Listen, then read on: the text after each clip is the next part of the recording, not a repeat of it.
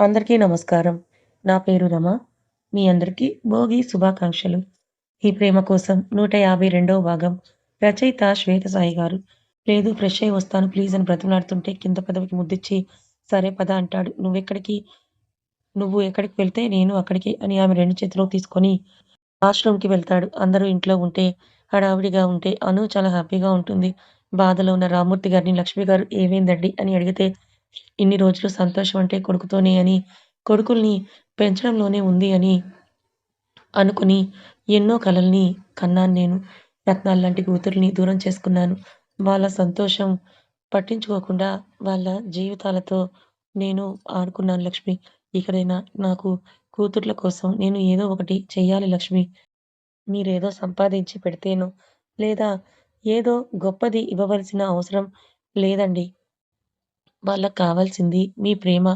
అదే ఇచ్చేయండి. అలాగే తప్పకుండా లక్ష్మి అని అంటారు రామ్మూర్తి గారు. అనుకి ఏవిష్టమో అవన్నీ కూడా చెయ్యి. ఇప్పుడే తీసుకొని వెళ్తానని హడావిడి చేస్తారాయన ఆమెని. అలాగే ఇప్పుడే చేస్తాను అని అరగంటలో అనుకిష్టమైన వంటలన్నీ కూడా చేసి ఆయనకి ఇచ్చి, "ఏవండీ నేను కూడా వస్తాను" అని అంటే, "రా లక్ష్మి" అని అంటూ ఇద్దరూ కలిసి వెళ్తారు. బండి మీద వెళ్తున్న ఆయన, "నన్ను క్షమించు లక్ష్మి" దేనికండని ఆవిడ కంగారు పడతారు. ఇన్ని రోజులు వాళ్ళ గురించే కాదు, నీ గురించి కూడా నేనేమీ ఆలోచించలేదు. ఒక్కసారి కూడా నీకు ఏమి కావాలో అని నేనడగలేదు. అన్నీ జరిగిపోయాయి. ఇంకా ఇప్పుడు అవన్నీ ఎందుకండి? అను, దివ్య చాలా సంతోషంగా ఉన్నారు. వాళ్ళకి పుట్టే పిల్లల్ని చూసుకుంటూ మనం కూడా సంతోషంగా ఉండబోతున్నామని అంటారు ఆవిడ. ఎంత పెద్ద తప్పునైనా క్షమించే పెద్ద మనసు మీ ఆడవాళ్ళకు మాత్రమే ఉంటుంది. అది తెలియని మూర్ఖుడని, అబ్బాయి కావాలని నిన్ను చాలా వేధించాను. ఏమీ కాదులే అనుకో. దివ్యకు కొడుకు పుడతాడని అంటారు లక్ష్మి గారు. ఏమీ కాదు. నా ఇద్దరికీ కూతుర్లకి కూతుర్లే కావాలి. వాళ్ళని నేను పెంచుకోవాలి. నా కూతుళ్ళలో మిస్ అయినదంతా కూడా వాళ్ళల్లో చూడాలని అంటారు రామ్మూర్తి గారు. తప్పకుండా చూస్తారు. పదండి. త్వరగా వెళ్ళాలని తొందర చేస్తారావిడ. ఇక ఇద్దరూ కలిసి అను వాళ్ళ ఇంటికి వెళ్ళేసరికి అందరూ కూడా హడావిడిగా ఉంటే, చైత్ర వాళ్ళు తెచ్చిన శారీస్ అవి చూస్తూ ఉంటుంది. మావయ్య, మీరా రండి లోపలికని రాహుల్ వాళ్ళని లోపలికి పిలిస్తే, నాన్న, మీరా రండని శ్వేత పిలిస్తే లోపలికొచ్చి కూర్చుంటారు. అయ్యో! మీరు హడావిడిలో ఉంటే ఈ టైంలో వచ్చి డిస్టర్బ్ చేశామా అని అంటే, ఇక్కడికి ఏ టైంలోనైనా మీరు రావచ్చన్నయ్య. ఆ రైట్ మీకు మాత్రమే ఉంది. అలా ఎప్పుడూ అనుకోకండి అని అంటారు సుమిత్ర గారు. అవును, మా అనుకి నాన్నగారంటే ఈ ఇంటి మనిషే కదా! అలా ఎందుకనుకుంటారు? ఇప్పుడు జరుగుతుంది కూడా మీ కోడలు పెళ్లి అని అంటారు కుసుమ గారు. మనందరం కలిసి చైత్ర పెళ్లిని ధూమ్ ధామ్‌గా చెయ్యాలని అంటారు శ్వేత, అను ఇద్దరు. అందరూ షాపింగ్ హడావిడిలో పడిపోతే ఆయన తెచ్చిన స్వీట్ అను చేతికి ఇస్తారు రామ్మూర్తి గారు. అవునా! ఈ స్వీట్ అంటే నాకు చాలా ఇష్టం. మీకు ఎలా తెలుసు? అని అంటే ఆ బాక్స్ ఓపెన్ చేసి అందులో ఉన్నది అనూకి తినిపిస్తారు స్వయంగా ఆయనే. ఒక స్వీట్ అను తిన్నాక వావ్! చాలా బాగుంది నాన్న. ఇంకోటి పెట్టండి అని అను అంటుంటే, ఈరోజు నీ స్వీట్స్ కోట అయిపోయింది. ఇంకా నువ్వు అస్సలు తినకూడదని ఆ బాక్స్ లాగేసుకుంటాడు కార్తీక్. సారీ మావయ్య. ఏమనుకోకండి. ఇంతకన్నా ఎక్కువ స్వీట్ అను తినకూడదు. కావాలంటే రేపు మీరే మళ్ళీ తినిపిద్దురు గాని అని అంటాడు. అలాగే బాబు అని అంటారు. అందరూ కలిసి టిఫిన్ చేస్తారు. అను, శ్వేతకి మాత్రం కార్తీక్, రాహుల్ తినిపిస్తూ ఉంటారు. నా కూతురికి తండ్రి ప్రేమ మిస్ అయిన మంచి భర్త మాత్రం వచ్చాడు. అనుని తండ్రి కన్నా ఎక్కువ ప్రేమగా చూసుకుంటున్నారు అని అనుకుంటారు ఆయన తన మనసులో.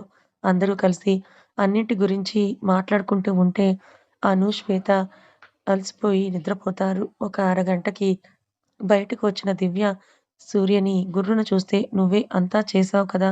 అలా చూస్తావేంటి?" అని అంటాడు. "నువ్వే అన్నావు కదా! నాకు అసలు స్ట్రెంత్ లేదు అని. చూపించకపోతే మళ్ళీ మాట వచ్చేదు" అని ఆమెను చుట్టుకొని, "సారీ" అని కట్టుకోనివ్వకపోతుంటే, "వదులు సూర్య, టైం చూడు 2 అయింది. కొత్త కోడలు ఈ టైం దాకా లోపలే ఉంటారా? అంతా మీ వల్లే" అని అంటున్న దివ్యని ఆమెని వదిలి పెదవులందుకొని వదిలి వెనక నుంచి హత్తుకొని, "నేను కడతాను ఇలా ఇవ్వు" అని అంటుంటే, అతని చేతిలో చీర పెట్టి అతన్నే కోపంగా చూస్తుంటే, ఆ చీర అందుకొని ముందుకు వచ్చి, "ఏంటి రౌడీ, కాల్చేసేలాగా అలా చూస్తున్నావు? మరి అంతా చేసి ఇప్పుడేం కాదు అని కబుర్లు చెప్తున్నావు నువ్వు? బయట ఫేస్ చేయాలి" ఫేస్ చేయాల్సింది నేను. అరె! మరి అన్నీ తెలిసి నిద్రపోతున్న సింహాన్ని నిద్రలేపింది నువ్వే కదా! అని ఆమె నడుముని గిల్లుతాడు. ఆ! అని అతను గిల్లిన చోటే రుద్దుకుంటూ అయితే నన్ను పొద్దున్నే లేపాలి కదా మరి నువ్వు అని కసిరి అతని చేతిలోని శారీని లాక్కొని కుచ్చిళ్ళు పోసుకుంటూ ఉంటుంది దివ్య. ఏయ్! అని మళ్ళీ లాక్కొని అతనే ఆ కుర్చీలను వేసి ఆమె నడుం మీద దూపి నిన్ను చూస్తే అసలు దూరం జరపాలని అనిపించలేదు. నైట్ అంతా నిద్రలేదు కదా! అందుకే లేపలేదు. అమ్మ ఏమీ అనదులే అని పైకి లేచి ఆమె గుండెల మీద ముద్దు ఇచ్చి పమిట వేసి పద అని అంటాడు. కిల్లర్ నువ్వు అని వీపు మీద వేస్తుంది. ఆ! నీకోసమే అలా మారిపోయాను. వెళ్ళు. అమ్మ ఏమీ అనదులే. ఫ్రెష్ అయి వస్తాను అని వాష్‌రూమ్‌లోకి వెళ్ళిపోతాడు. భయంగానే వెళ్ళిన దివ్యకి కోపంగా కిచెన్‌లో ఉన్న సుమతి గారు కనిపిస్తే అది అత్తయ్య అని అంటూ మెల్లిగా ఆమె ముందుకు వెళ్ళి సారీ అని అంటుంది చెవులు పట్టుకొని. దివ్య టైం ఎంతయింది? ఆ! మధ్యాహ్నం అయింది. 2 సార్లు వచ్చి డోర్ కొట్టాను నేను అని ఆవిడ అనగానే అయిపోయానురా బాబు అని అనుకోని ఆమె చేతులు పట్టుకొని అయ్యో!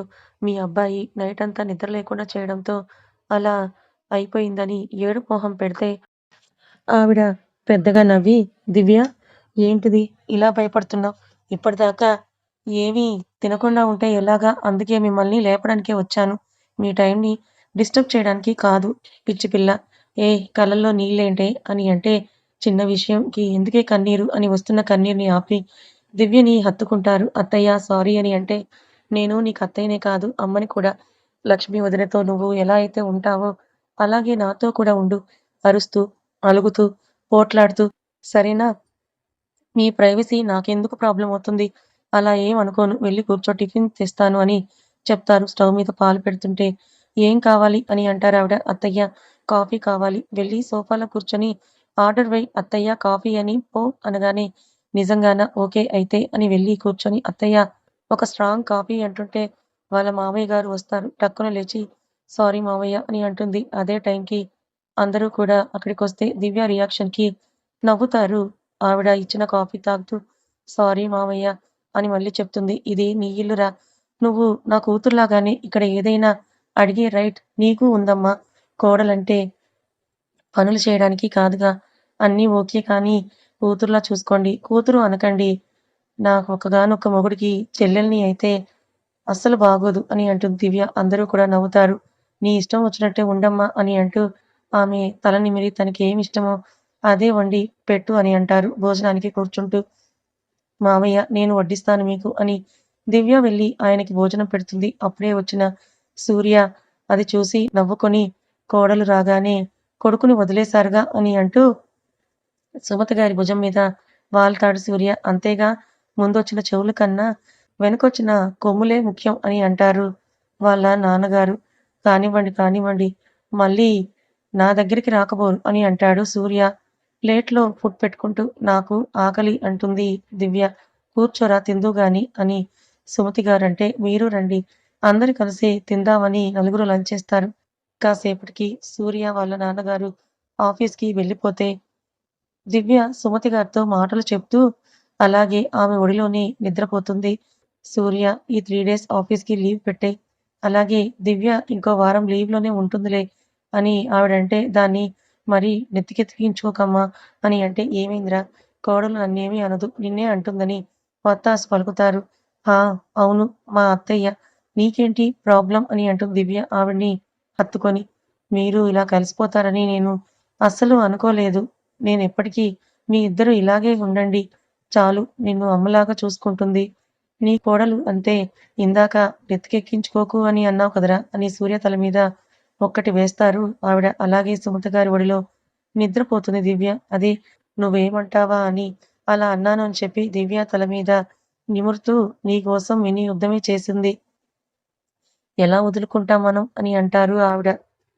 సరే నేను లోపలికి తీసుకొని వెళ్ళనా అంటే, నీ పెళ్ళాం నీ ఇష్టం అని అంటారు. దివ్యని ఎత్తుకుంటే సూర్య వచ్చి లాక్ వేసుకొని నేను అత్తయ్య వాళ్ళ ఇంటికి వెళ్తున్నాను. ఎక్కడికో వెళ్ళాలని అంది. అని అంటే, నిజమేనా? మాకు డిస్టర్బెన్స్ అని వెళ్తున్నావా అమ్మ? అని అంటే, అంత సీన్ లేదులేరా! నీకు వచ్చి డోర్ వేసుకోరా అని అంటారావిడ. దివ్యని సోఫాలో దింపి వెళ్ళి డోర్ వేసి వచ్చి సోఫాలో ఉన్న దివ్యని చూసి ఆమెను తన 2 చేతుల్లోకి తీసుకొని వెళ్ళి ఆమెను బెడ్ మీద దించి ఆమె నడుము మీద కొరుకుతాడు సూర్య. ఆ అని అంటూ లేచిన దివ్య ఏంటి సూర్య ఇది అని అంటూ నడుముని రుద్దుకుంటూ ఉంటే సాలిడ్‌గా కనిపించింది. అందుకే కొరికాను అని ఆమె పక్కనే కూర్చుంటే, ఆ అని అతని వీపు మీద ఒక్కటేసి అతని ఒడిలోనే పడుకొని నిద్ర వస్తోంది మహానుభావ. బుద్ధి గడ్డి తిని నిన్ను కదిలించాను. నాకసలు ఓపికే లేదు. కాసేపు పడుకోనివ్వరా ప్లీజ్ అని అంటూ కళ్ళు మూసుకుంటుంది. అలాగే వెంటనే నిద్రపోతుంది ఆమె. ఆమె నుదుటి మీద ముద్దిచ్చి సూర్య కూడా ఆమెను సరిగ్గా పడుకోబెట్టి ఆమెను చుట్టుకొని అతను కూడా నిద్రపోతాడు. అలా ఒక 2 రోజులు గడుస్తాయి. దివ్యకి కాల్ చేసి "ఈరోజు నువ్వు ఇక్కడికి వచ్చేవే. రేపు చైత్ర పెళ్లి నైట్‌కే కదా" అని అంటూ ఆర్డర్ వేస్తుంది శ్వేత. "అలాగే మేడం గారు. తప్పకుండా వస్తాను. ఇంతకీ అమ్మాయి గారు ఏం చేస్తున్నారు?" అని అడిగితే వామిటింగ్స్ అమ్మాయి గారు.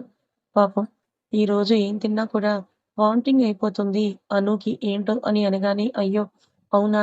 సరే అయితే కానివ్వండి నేను ఈవినింగ్‌కి వస్తాను అని అంటూ ఫోన్ పెట్టేస్తుంది. ఓకే అని కాల్ కట్ చేస్తుంది శ్వేత. నీరసంగా కూర్చున్న అనూని చూసి ఏం తింటావని కార్తీక్ తన పక్కనే కూర్చుంటే నీకు దండం కార్తీక్ కాస్తైనా నాకు గ్యాప్ ఇవ్వవా? నాకు ఏమీ వద్దు. కాసేపు నన్నిలా వదిలెయ్యనంటుంది విసుగ్గా. సరే ఇలా రా వచ్చి పడుకో అని అంటూ ఆమెని ఒడిలో పడుకోబెట్టుకొని ఆమె తల నిమురుతూ బాగా ఇబ్బందిగా ఉందా? హాస్పిటల్‌కి వెళ్దామా? అని అంటాడు. ఆహా! వద్దు. కాసేపు పడుకుంటాను. లేచాక తింటాను అని అప్పటిదాకా విసుగ్గా ఉన్న ఆమె శాంతంగా చెప్తూ ఉంటే ఆమె మూడ్ స్వింగ్స్‌కి నవ్వుకొని సరేలే పడుకో అని అంటూ ఆమెని తల నిమురుతాడు. కాసేపటికి లేచిన అనూని చూసి ఎలా ఉందిప్పుడు? అని అడిగితే ఆ! బెటర్ కార్తీక్. నా కోసం ఎంతసేపని ఇలా ఉంటావు నువ్వు? ఇక్కడ వర్క్ చేసుకోవచ్చు కదా! ఆఫీస్‌కి వెళ్ళి 2 డేస్ అవుతోంది నువ్వు అని అంటే, నీ తర్వాతనే ఏదైనా అను, నీ బేబీని, మన ప్రతి మూమెంట్‌ని నాకు చాలా ముఖ్యం అని అస్సలు వదులుకోను అను. ఆకలి అంటే వెంటనే ప్లేట్‌లో తెచ్చిన పులిహోరని చూపిస్తూ తింటావా అని అంటే, వావ్! అని అంటూ ఇష్టంగా తింటుంది. అది చూసి సంతోషిస్తాడు కార్తీక్. ఇప్పుడే లోపలికొచ్చిన డాక్టర్‌ని చూసి నార్మల్ వామిటింగ్స్‌కే మీ ఆయన ఒక 1000 సార్లైనా డౌట్స్ వేసి నన్ను ఇక్కడికి వచ్చేలా చేశాడు. ఎలా ఉందిప్పుడు నీకు? అని అంటూ చూస్తూ అడిగితే, బావున్నాను అని నవ్వి వామిటింగ్ సెషన్ పోవడం లేదు అని బాధగా అంటే, అలాగే ఉంటుంది. ఏమీ కాదు. తినేస్తూ ఉండు. అని అంటుందామె. వామిటింగ్ అవ్వకుండా నీకు టాబ్లెట్స్ రాసిస్తాను. అవి వేసుకో. కానీ తినకుండా మాత్రం అస్సలు ఉండకు అని చెప్పి వెళ్ళిపోతారు. ఇంత చిన్న దానికే నువ్వు ఎవరైనా అన్ని సార్లు కాల్స్ చేస్తారా కార్తీక్ అని అంటూ అతని మీద అరుస్తుంటే నా కంగారు నాది అని అంటూ ఆమెకు తినిపించి వాటర్‌ని తాగిస్తాడు.